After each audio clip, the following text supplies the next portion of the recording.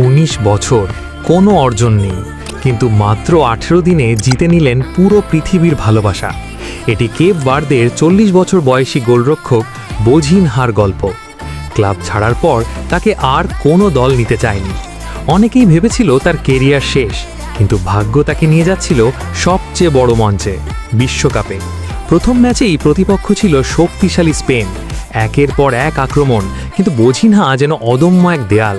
সব শট ঠেকিয়ে ম্যাচ শেষ করেন ক্লিন শিট রেখে। ইতিহাস গড়েন ৪০ বছর বয়সে বিশ্বকাপ অভিষেকে ক্লিন শিট রাখা সবচেয়ে বয়স্ক গোলরক্ষক হিসেবে।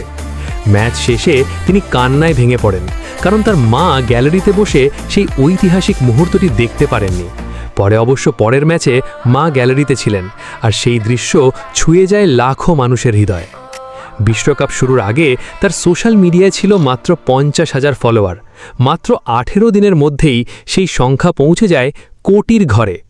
এই গল্পের শিক্ষা একটাই, হয়তো সাফল্য আজ আসবে না, কালও না, কিন্তু যদি নিজেকে প্রস্তুত রাখো, তাহলে একটি সুযোগই তোমার পুরো জীবন বদলে দিতে পারে। বোঝিনহার এই গল্প আপনাকে কি শিখিয়েছে কমেন্টে অবশ্যই জানাবেন, আর খেলাধুলার সকল আপডেট পেতে পেজটি ফলো করুন।